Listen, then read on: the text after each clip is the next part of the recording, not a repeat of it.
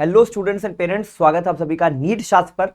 इस छोटी सी वीडियो में मैं आपसे बात करूंगा कि अगर आप ऑल इंडिया कोटा या स्टेट कोटा के थ्रू अगर आप अपनी काउंसलिंग कराने जा रहे हो, नीट 2000 काउंसलिंग के में आप अपीयर करने जा रहे हो, तो ऐसे में कौन कौन से फैक्टर्स है जिनको आपको कंसीडर करना चाहिए, किन पैरामीटर्स पे आपको अपने कॉलेज को चूज करना चाहिए, वो सारे आपको पैरामीटर्स यहाँ पे लिखे हुए मैं आपको एक एक करके एक्सप्लेन करूंगा।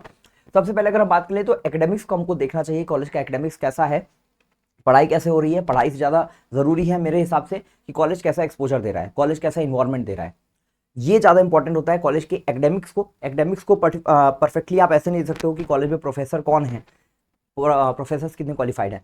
सारे के सारे प्रोफेसर्स वेल क्वालिफाइड होते हैं जो भी किसी मेडिकल कॉलेज में पढ़ा रहे हैं। बात ये होती है कि प्रोफेसर्स आपको टाइम कितना दे रहे हैं। बहुत बिजी कॉलेजेस में मैंने देखा है, पुराने कॉलेजेस में, कि प्रोफेसर्स के पास इतना भी टाइम नहीं होता कि वो लेक्चर आके ले सके। ऐसे में क्या होता है, वो जूनियर फैकल्टीज को भेज देते हैं, जेआर्स को भेज देते हैं, एसआर्स को भेज देते हैं। हालांकि जेआर्स और एसआर्स भी हाईली क्वालिफाइड है आपको पढ़ाने के लिए, बट मैंने एक परसेप्शन देखा है लोगों का कि वो एकेडमिक्स को टीचर्स के बेसिस पे जो है वो क्वांटिफाई करने की कोशिश करते हैं, जो कि बिल्कुल भी गलत है। इस वीडियो में आपसे यही बात करने की कोशिश करूंगा कि कॉलेज का एकेडमिक्स इस बात पे डिपेंड करता है कि कॉलेज के आपके जो सीनियर्स है वो कितने सपोर्टिव है। सीनियर्स का मतलब मेरा सिर्फ आपके कॉलेज के इमीडिएट सीनियर्स नहीं, मेरा मतलब है आपके जेआर्स और एसआर्स, क्योंकि आप उनसे जितना सीखते हो, उनके जितने आप टच में रहते हो, उनके जितने गाइडेंस में रहते हो, उतने अपने प्रोफेसर्स के गाइडेंस में नहीं रह सकते। तो जब सेकंड ईयर से आपकी क्लिनिकल पोस्टिंग्स स्टार्ट होती हैं, आप ओबीडीज में जाते हो, अलग अलग डिपार्टमेंट्स में जाते हो, पेशेंट्स के साथ आपका इंटरेक्शन होता है, आप हिस्ट्री बनाते हो, केस लिखते हो और फिर उसको प्रेजेंट करते हो, तो ऐसे में आपका जो जेआर है या आपका जो एसआर है वो आपको इन चीज़ों में बहुत ज़्यादा गाइड करता है, बहुत ज़्यादा चीज़ों को सिखाता है।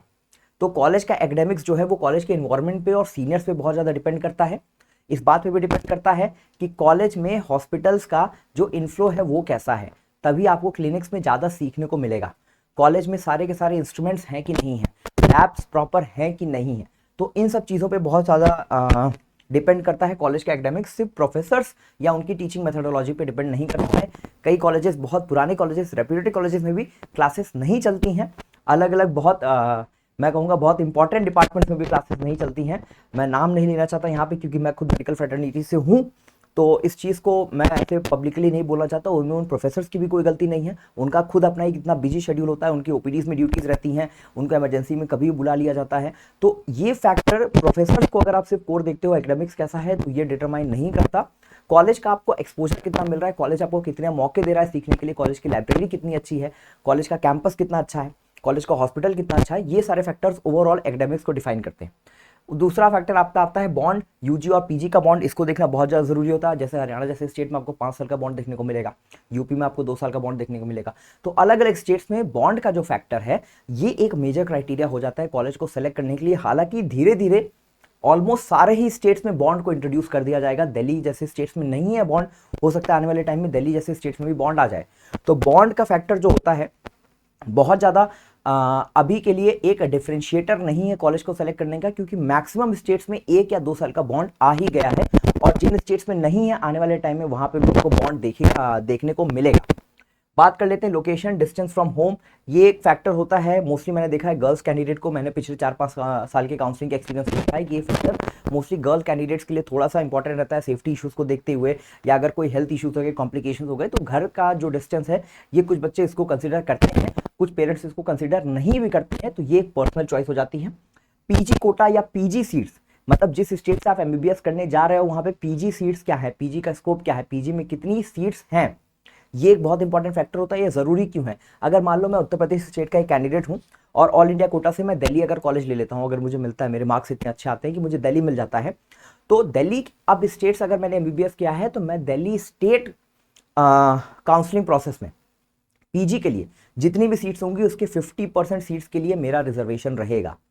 तो जिस स्टेट में पीजी की सीट्स ज़्यादा हैं वहां पे अगर आप एडमिशन लेते हो तो ये आपको आने वाले फ्यूचर में हेल्प करेगा, क्योंकि 50% पीजी सीट्स आपके लिए रिजर्व्ड होंगी, उस स्टेट के बच्चे के लिए रिजर्व्ड होंगी जहां से उसने एमबीबीएस किया है।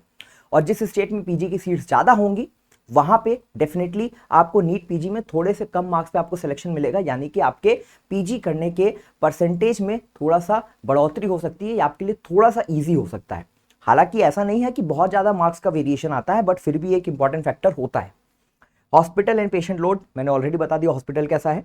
और पांचवा आपका हॉस्टल या इंफ्रास्ट्रक्चर हो सकता है। तो ये कुछ फैक्टर्स हैं जिनकी बेसिस पे आप अपने कॉलेज को सेलेक्ट कर सकते हो कि कॉलेज को चूज करने के लिए किन किन चीज़ों का ध्यान रखना चाहिए। इसके अलावा सेवरल अदर और फैक्टर्स होते हैं जो पर्सन टू पर्सन वेरी करता है।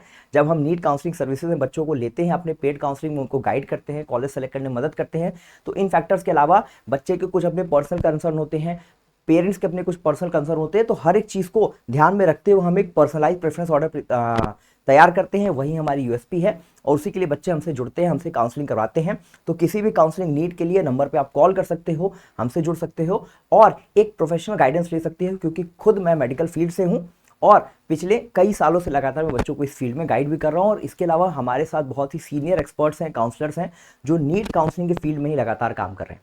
तो इस वीडियो में होप करता हूं कि जो मैंने इन्फॉर्मेशन आपको दी है, ये इन्फॉर्मेशन आपको पसंद आई होगी। चैनल के साथ जुड़े रहें, चैनल को सब्सक्राइब करके रखें।